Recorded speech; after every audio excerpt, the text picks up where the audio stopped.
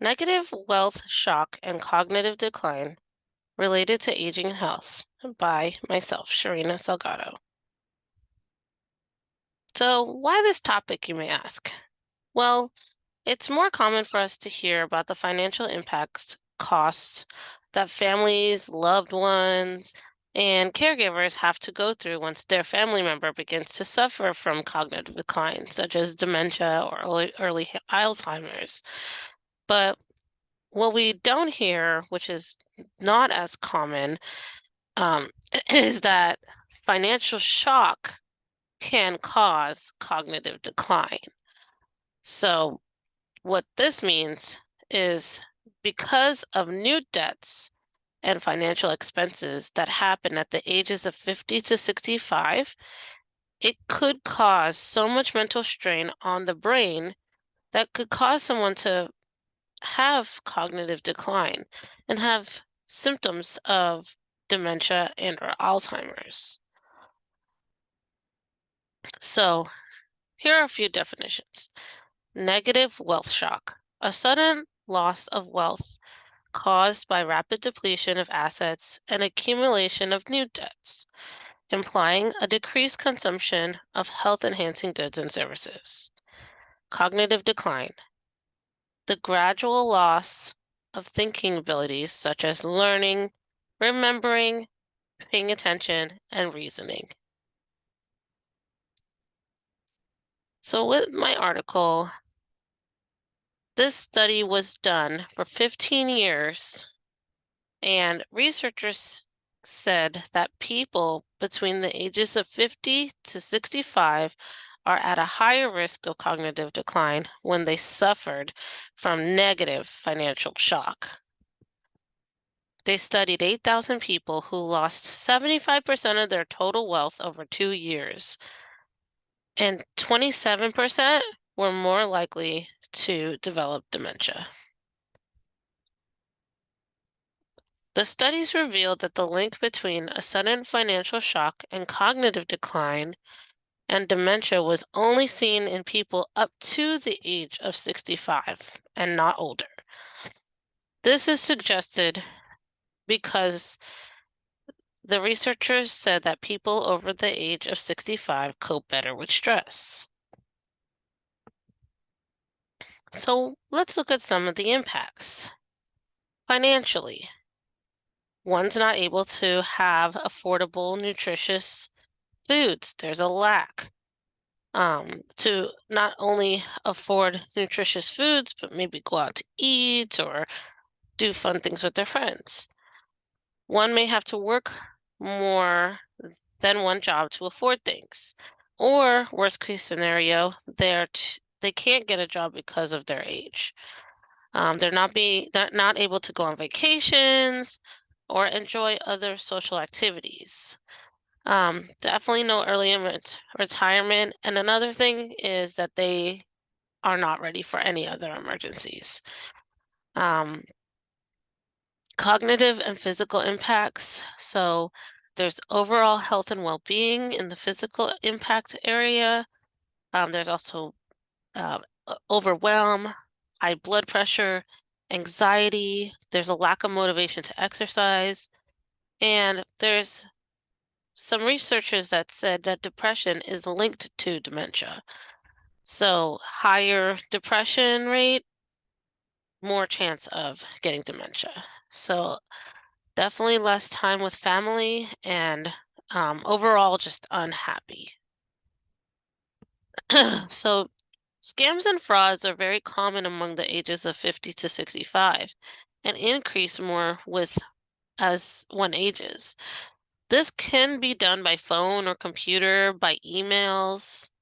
And as we can see here on this chart, seniors lose an average of $500 to $1,500 when scammed.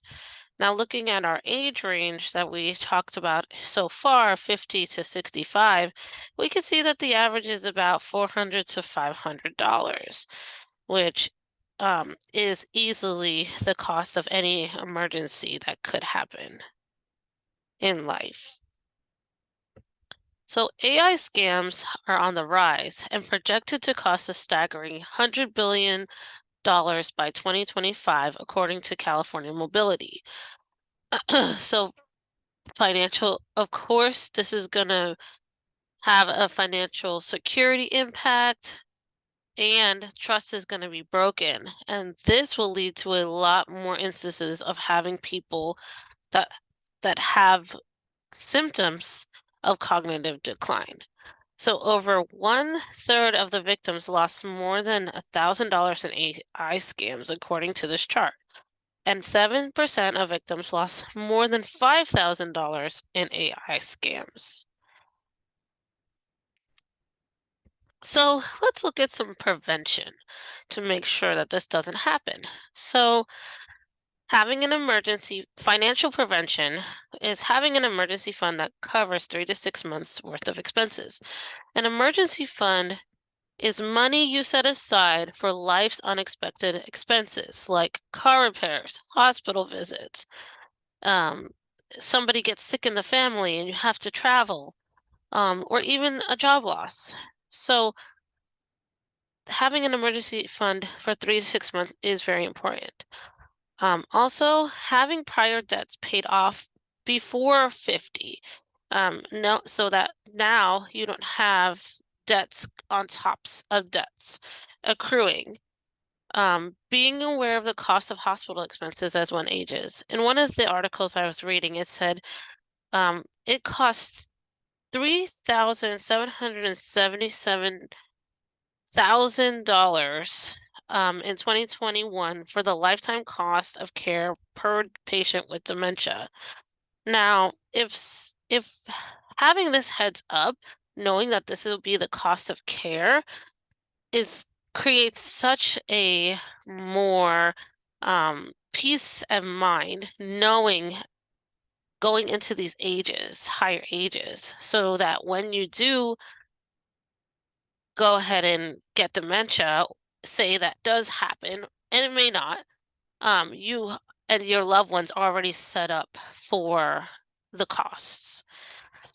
Don't give any personal information over the phone or computer, such as if the banks try to call you and tell you they need your information, and be aware of scammers. Some cognitive prevention would be being aware of the mental health impacts from finances, such as depression and stress. And now, how can we do this?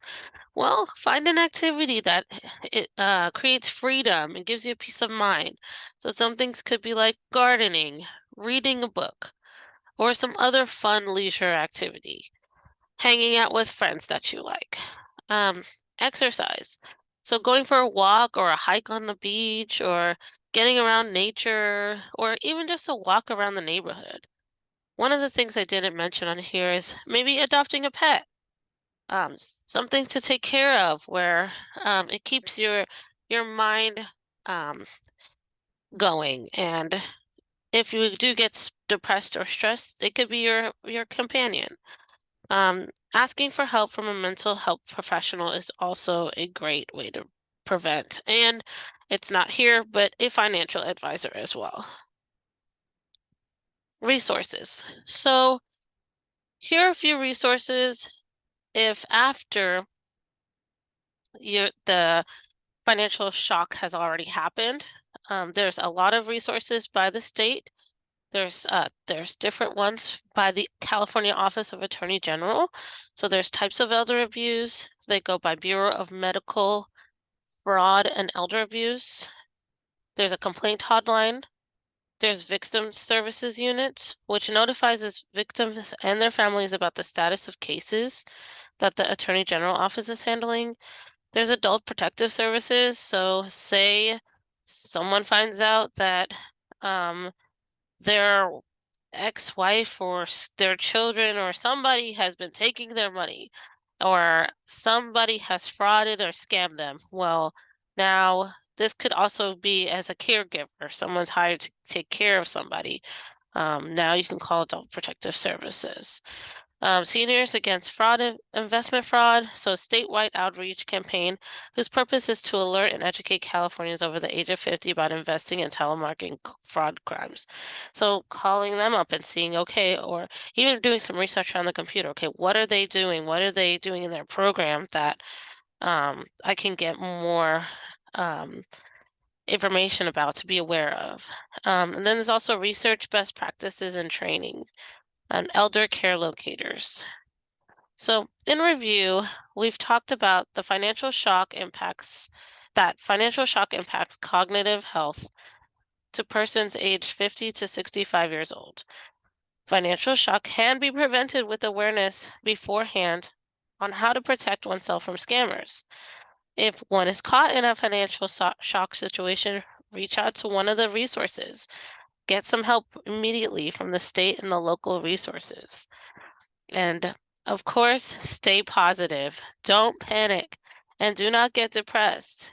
If you find yourself depressed, do something that gives you a peace of mind because you don't want it to increase your chances of developing rapid cognitive decline, which could cause dementia or Alzheimer's.